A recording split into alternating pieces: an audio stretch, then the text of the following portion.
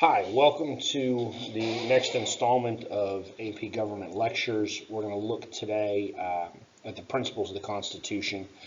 So at this point, we've already talked about some of the founding ideologies, and what we'll look at in a little bit of detail, although a lot of this stuff we'll get into in much greater detail later on, will be those founding principles.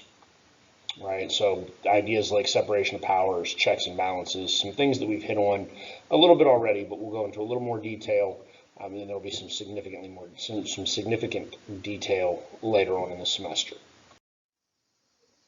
So we'll start with the idea of separation of powers.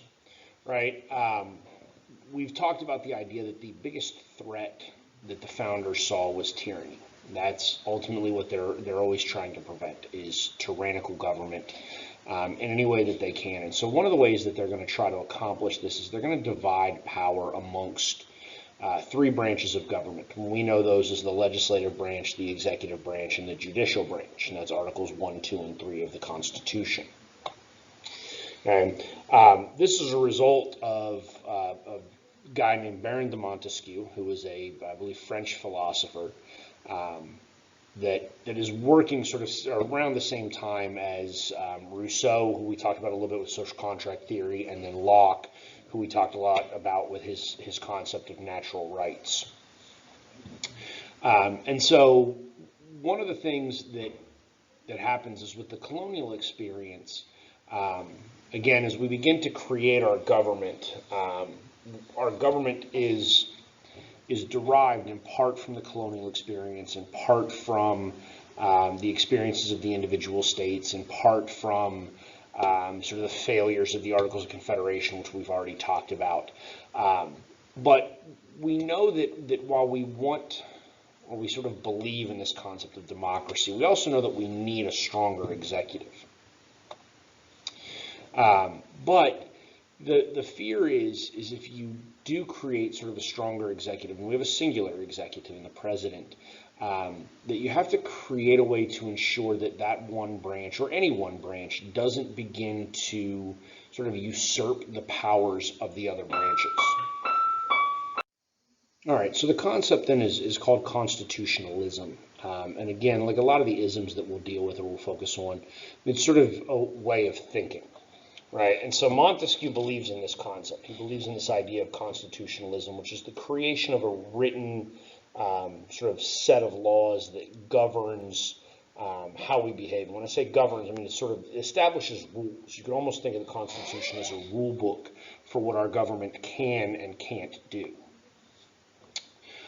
Predominantly, the number one thing is it's created for the preservation of civil liberties, right? Meaning our personal freedoms, right? Government should not be able to infringe upon those freedoms. And that's part of what Locke is talking about with his concept of natural rights. Believe it or not, Montesquieu believes in the abolition of slavery. And there were some at the founding that believed in that as well. There were some that didn't. There were some that thought that it would die out on its own. Some sort of just didn't want to touch it. Obviously, it became a touchy subject. We talked about the need for the 3/5 compromise already. Social justice and rule of law. So again, we talked about that concept of sort of order. Rule of law is necessary in that so that everybody's abiding by the same set of regulations. The concept of social justice is a concept of sort of social equality, which simply means that one subset of the population isn't treated differently than another subset. Okay, and then the balance of power, and this is really what we take from Montesquieu more than anything else, is used in our constitutional system to ensure that authority, or that power, that the ability to govern is divided amongst different entities. In order to ensure that there's no sort of usurping of powers by one entity and then ultimately tyranny, even if it's democratic tyranny. Right? And then Montesquieu believes in the idea of social equality, but not really to the point that it threatens individual liberty. Meaning, we're not going to sort of make everybody the same on a blanket level. We'll talk about this concept a whole lot more when we get into our next unit, because equality is an issue that we believe in strongly. It's a part of our founding beliefs, but it's not exactly what you think, and so we'll deal with that in more detail next unit. So our system of checks and balances, right? A little bit of background. When you look at governments when the United States is being founded, we understand that governments have to exist. In fact, I think it was Madison who wrote in one of the Federalist Papers that if men were angels, government would not, it would be unnecessary. But we also see government as something that needs to be constrained. There should be limitations placed upon it. And again, we'll talk about this in more detail when we talk about some of the founding ideologies, some of the founding beliefs that we had as a sort of a nation, as a group of people. But it's a little bit different than sort of the belief today, which is more of an idea that government should be a little bit more active and a little bit more involved, and government should be doing things for the common good or the welfare of the people. And then again, we've talked about this over and over, the fear of tyranny. There's a healthy distrust in government. Governments are, again, sort of a necessary evil. Like I said, Madison would sort of prefer not to have one, but it's ultimately sort of necessary, right? With the system of checks and balances, we talked about the idea that it's a way of constraining one branch to ensure that branch doesn't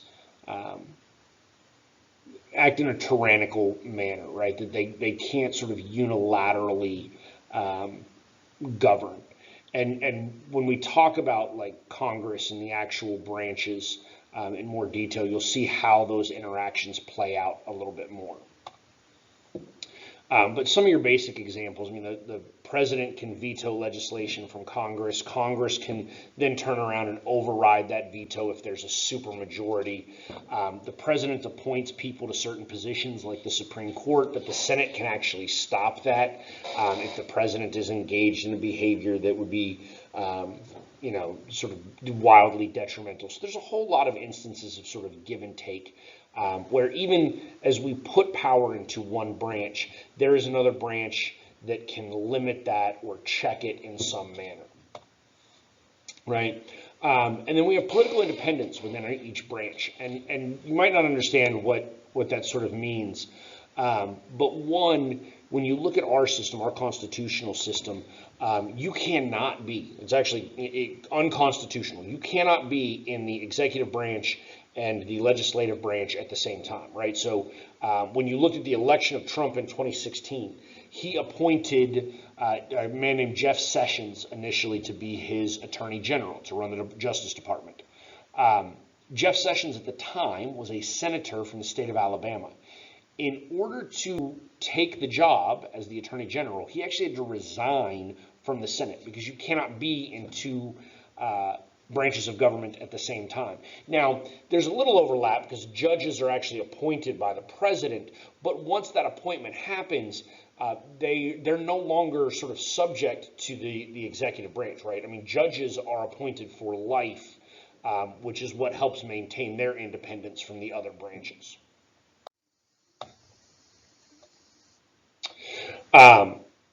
We have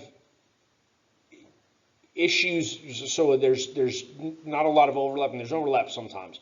But when you look at our election cycles, as I said a minute ago, judges have life appointments or life terms. The House of Representatives every 2 years, presidents every 4 years, Senate's every 6 years, right? And so that staggering helps to ensure that you have some divisions, some separation between the branches, and you don't end up in a situation where you elect sort of like everybody at one time, because if you elected the president and all of the Senate and all of the House at the same time, theoretically, you could have what's called the coattail effect, and we'll talk about that in more detail later. But you could have a president who's wildly popular that then goes and is like, hey, here's all the people I need to be senators, and here's all the people I need to be representatives, and all of those people get elected as well, and then they can become tyrannical because they're all working together. They lack that independence. Okay? Some of the other aspects that we have in terms of checks and balances, although they're not part of like the constitutional system or Montague's system, political parties can impact checks and balances because obviously the Democrats are trying to check what the Republicans are doing, Republicans are trying to check what the Democrats are doing. Okay? Ideally, that's sort of a good thing. It's not. It's a complex issue, and we'll deal with that when we get to political parties as we move forward. But theoretically, the party should help the branches work together if we have what's called unified government at the time.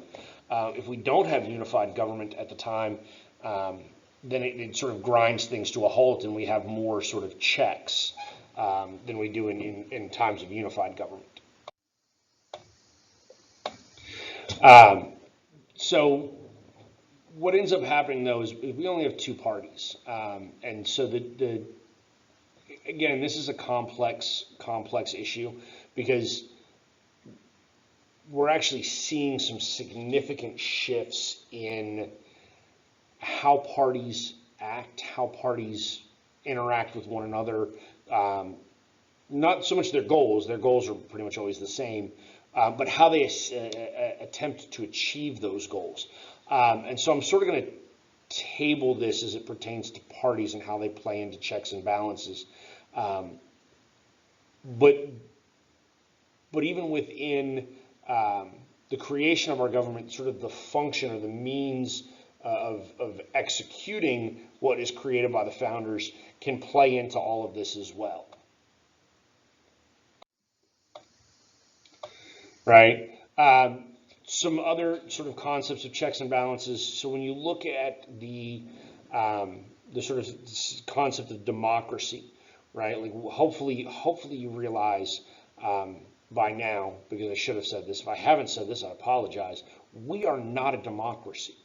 Not only are we not a democracy, we've never been a democracy. It was never the intention of the United States to be a democracy. We are a republic. In fact, the closest thing that we come to democracy is really the House of Representatives. So when we look at the Constitution as written in 1787, you essentially have four different entities. You have the House, the Senate, the President, and the courts. The House of Representatives are most closely tied to the people. We vote for them. The Senate is not. They're actually appointed by state legislatures up until 1913. The President, we think we vote for the President, but we don't. That's actually an illusion. And Donald Trump's election in 2016 should sort of be evidence of that, as he did not get the most votes, yet he definitively was the next president of the United States. And then our Supreme Court judges are appointed by the president. So the only one that we actually interact with is the House of Representatives. Again, that changes though. Okay? Theoretically, we'll talk about the Electoral College in far more detail later on as well, but it's a system of checks and balances, sort of balancing the will of the people against sort of what's necessary, right? And so there's all kinds of issues with that as it pertains to voting and how we elect people and who's ultimately in these various positions. Some other issues with checks and balances over the course of time, we've seen a massive increase in what's called the bureaucracy. And we'll talk about the bureaucracy is basically its own unit. In fact, you'll sometimes hear me refer to the bureaucracy as the fourth branch of government. Bureaucracy hasn't been growing very much, at least at the national level, in the last 50 years. It's been relatively stable, despite the fact that we do create new departments and new agencies. We just sort of restructure the number of people working rather than hiring a whole bunch of more. But the growth of bureaucracies does impact checks and balances as well, because the bureaucracy interacts with Congress. They are a part of the executive branch, and they even interact with the judicial branch as well. And so there's a limitation on checks and balances in our system as a result of sort of the functioning of government today. Some of that is due in large part to the bureaucracy, the rise of the bureaucracy, and how bureaucracy sort of begins to overtake a lot of the responsibilities of the other branches, right? Congress will generally allow the bureaucracy to impose their own rules, which are essentially laws. It's actually called bureaucratic discretion or bureaucratic authority. Bureaucrats then essentially write their own statutes, their own rules, and Congress allows that to happen. The courts actually have what's called passive power, so they can't actually tell the bureaucracy that they're doing it wrong unless it's directly challenged to them. So ultimately, the growth in the bureaucracy has significantly weakened checks and balances over the course of time, to the point where our system of checks and balances might even be in sort of peril at this point. Some changes in technology as it pertains to checks and balances. The ease at which we can sort of group ourselves, we call those interest groups, can actually end up strengthening checks and balances, because technology essentially it creates more power, or not necessarily creating more power, but it creates more opportunity for people to utilize power. In reality, and hopefully you'll understand this when you get to the end of this class, like, you wield a significant amount of political power because you get to vote, and you can give money to campaigns, and you can work on campaigns, and you can join interest groups, and you can canvass, and you can participate in grassroots movements. You can do all sorts of things. Most of us are sort of naive as to how to go about doing that. Technology obviously makes it significantly easier, and so that's actually a way of strengthening checks and balances, because now you have more people participating, so there's more people checking it. The more people that are participating and trying to wield that power, the more the power has to balance out over those large groups.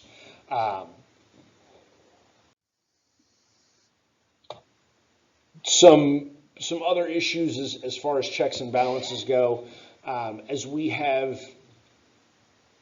our role in the world has changed, right? So when we look at 1787 and the Constitution as written, we're a very young nation. We're a very inexperienced nation. We're not a very wealthy nation. We're significantly isolated geographically from our peers, meaning other Europeans, because we're essentially a European country, or we're founded off of the same sort of ideals as Europeans. I mean, like, we're talking about Montesquieu and Rousseau and Locke and Bentham and Adam Smith. Like, these are all European dudes who were thinking about these things that were then over here in the new world. It's not obviously not new at that point, but we're implementing them right now. As time passes and the United States sort of becomes more prominent on the world stage, that's going to influence our system of checks and balances, because the more we do globally, right, the more we're involved in foreign affairs, the more we're impacting international events, the more the power sort of becomes concentrated, right? And so one of the reasons that it becomes concentrated is because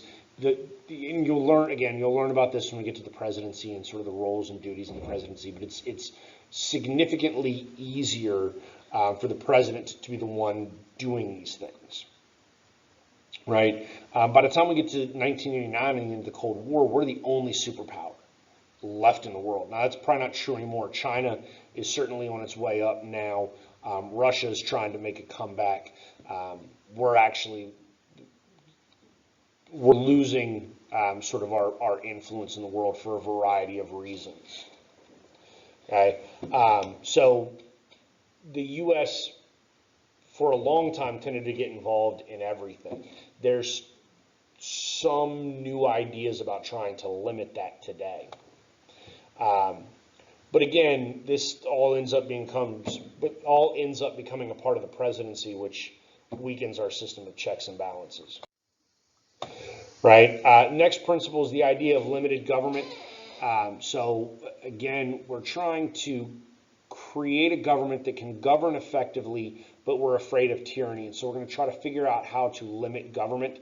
One of the ways that we think that we can accomplish that is in the Constitution. Specifically, if you look at Article 1, Section 8 of the Constitution, it lists all of these different powers that Congress has, and there's 20 or 30 of them. Some of them are pretty significant, like maintaining an army and a navy. Some of them are kind of trivial, like establishing an official system of weights and measures, right? But by listing them, theoretically, we're going to limit the scope of what the government can do. In addition to that, we create the Bill of Rights, which is a safeguard against tyranny, because here's a list of all of these things that the government cannot do. Right? And then we have free elections, so that if the government is behaving in a manner in which we find to be problematic or detrimental to limited government and our freedoms, we could theoretically vote these people out of office relatively easily.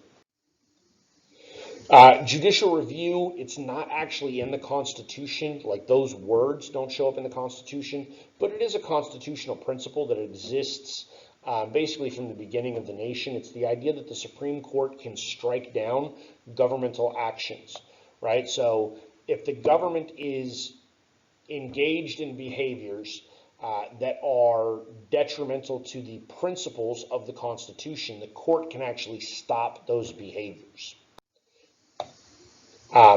We typically think of it as being established in Marbury versus Madison, which is one of the 15 required cases that you have to know.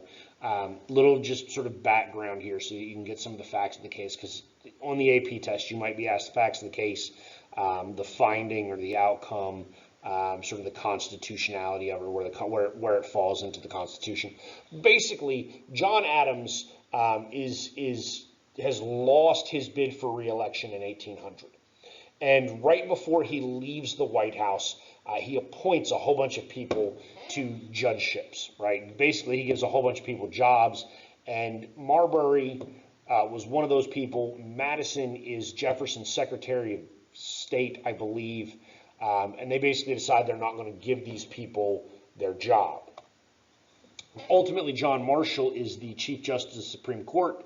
He's going to rule that the Judiciary Act that created them basically is unconstitutional, and the manner in which the court, the legal proceedings occurred was unconstitutional. So Marbury doesn't get his job, but it does establish in what's called jurisprudence, it does establish judicial review forever and for always. So again, that's just saying that they don't have the authority to issue a writ. It looks like initially Jefferson sort of wins, but in reality it's John Marshall sort of affirming the power of the court. Okay, and then as a result, any one of us now can challenge the constitutionality of any one of a number of different things.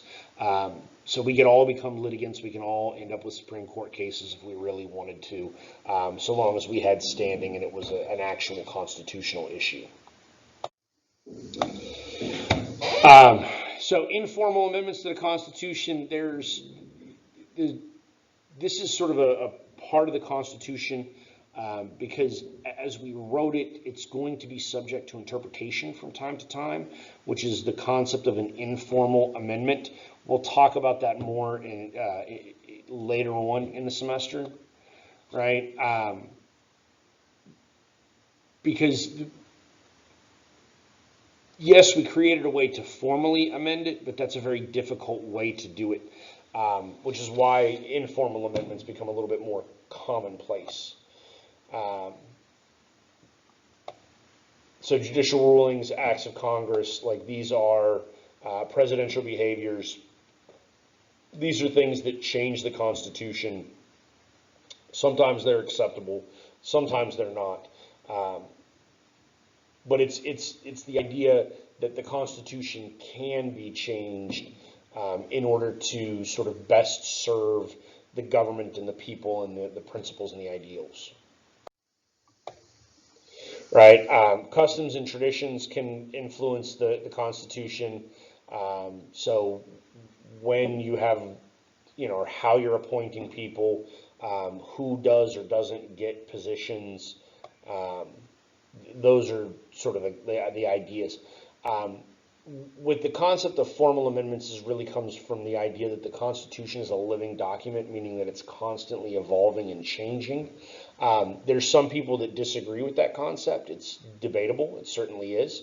But it's not debatable that the Constitution hasn't been sort of molded and shaped and changed throughout history. Right? There's some, and I think maybe we mentioned this. Maybe I mentioned it in Duel. I don't know. All these videos run together. But hopefully we talked about the idea that the U.S. Constitution is the oldest living one in the world, the oldest active or still governing constitution in the world. The French have changed theirs almost a dozen times at this point. And somebody like Jefferson believed that it was actually possible for each generation essentially to write a new constitution, so that we'd have been writing a new constitution every 20 or 25 years. Okay, that hasn't happened because of this concept of informal amendments and the way we can change it through interpretation. Formal amendments, again, this is, I believe it's Article 5 on how to actually make written permanent changes. It's a lengthy process. It's not real easy, but it can happen. Because it's not easy, it actually doesn't happen nearly as frequently as what you might think. It's never happened in your lifetime. It's happened once in my lifetime. And usually when it happens for some very, very significant or important reasons. But there's actually been a number of sort of positive amendments or amendments that have a significant amount of support that ultimately fail to become actual formal amendments. And these are just some of the reasons, right? So dissatisfaction, gridlock. These are some of the reasons why the formal amendments can be sort of stopped. When I say dissatisfaction, I mean it's actually easier to kill something than it is to accomplish something in government. We'll talk about that in a lot more detail later on as well. Right. So there's the process here is sort of twofold. So it's twofold. Like you have to go through two steps. Each step has two options, right? So you can go, so there's step one, and you can do either A or B, and then there's step two, and you have to do either A or B. So you can go AA, BA, BB, or AB, if that makes any sense. And I'll try to find a graphic for this because I don't think there's one in this PowerPoint, but I have one in other PowerPoints that might show this a little bit better. But the first step, or the most common way to start this process, is a 2/3 vote by each chamber of Congress, meaning 2/3 from the House, 2/3 from the Senate. That's how every single one of them has been done. And the president can't veto that because that's a supermajority to begin with. Okay. The other way would be a constitutional convention, but it doesn't happen. There's some serious issues behind it. One of the things is that if you created a constitutional convention, there would be no real assurances that you would only stick to sort of the issue that brought you there. Like once you get there, you could start talking about a wide variety of things. And then there's issues of like equity and who would go and all sorts of concepts that make this a little bit dicier of an idea. So this has actually never happened. We've never had a constitutional convention called by Congress since the Constitution was actually ratified. Okay, so now once that sort of amendment process has happened, right, then we have to ratify the amendment. So we pass the amendment in Congress, then we have to go and ratify it. And so there's two ways to do that. Congress actually determines it. One is 3/4 of the state legislatures. So Congress sends it to the state legislatures then vote on it. And the states get to sort of determine for themselves, is it a simple majority? Is it a supermajority? Does it pass both chambers? What is it? Nebraska only has one chamber. So the states have a little bit of autonomy in that regard, but 3/4 of the states have to pass it in order for it to be ratified. Okay? All 26 of our 27 amendments have happened that way, all but the 21st. The 21st was done with, the 21st was done with ratifying conventions.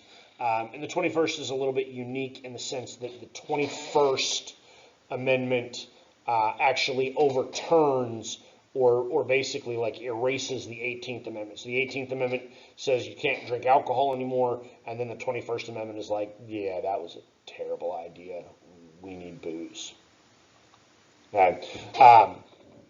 So that takes us to the end of this. Hopefully that helps you understand some of the principles, specifically checks and balances, which is what we went over in this in a great amount of detail.